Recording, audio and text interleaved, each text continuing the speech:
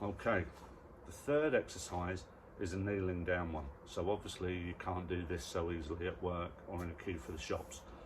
This is something you can do all the time that you're at home. There's no limit on how often you can do this. So definitely morning and night, lunchtime, 10 o'clock, when you're watching the television in the evening. It's very similar to the standing up one, but this one gets the thigh muscles, the quads, to stretch a little better. So front leg 90 degrees, back leg upright, and what we're not doing is just leaning forward like this. Okay, that does stretch what we're looking to stretch, but not as effectively. What we need to do is, again, tuck your bum underneath, and already without moving, that's stretching my thigh muscles. Once you can feel that stretch, then you can move forward slightly, and that's enough. Okay, just that amount of movement is really pulling on my thigh muscles. Okay, doing this makes no difference at all.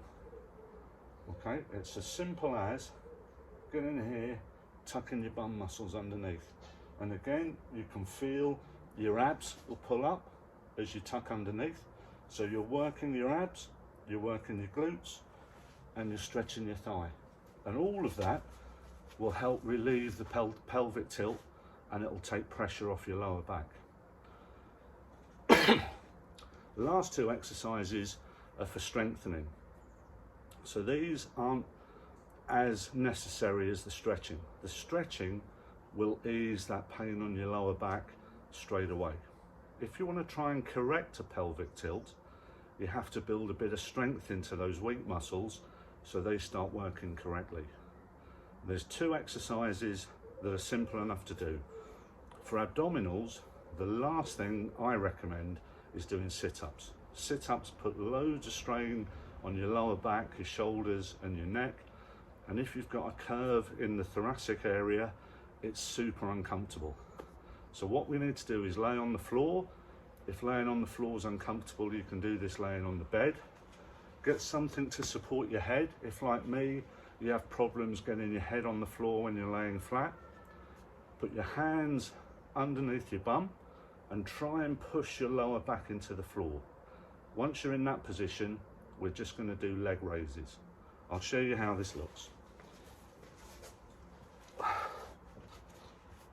Okay, so laying flat as you can, head supported.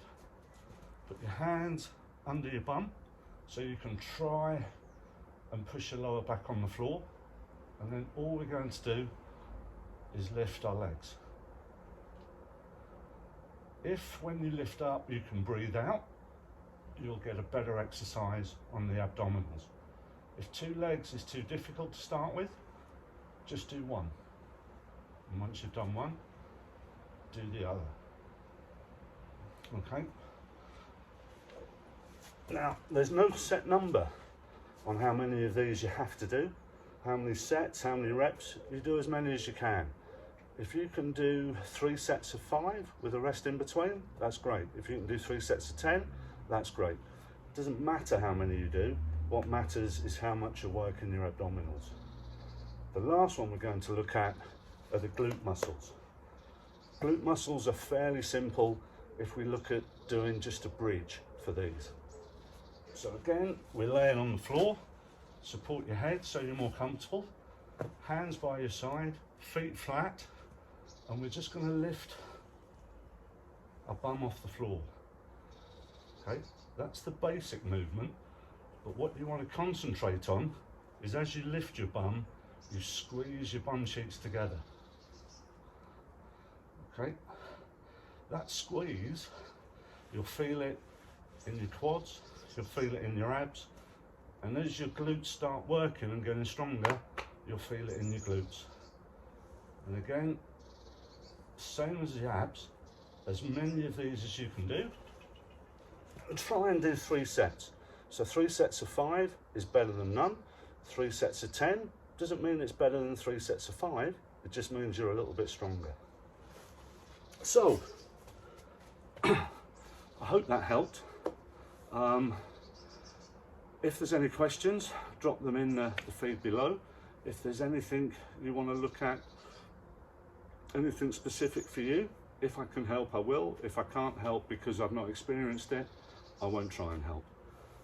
There's loads of stuff out there on the internet, but I don't think I've come across much that's shown by someone who's got Sherman's. So hopefully my experience will help you in your day-to-day life relieve some of the pain.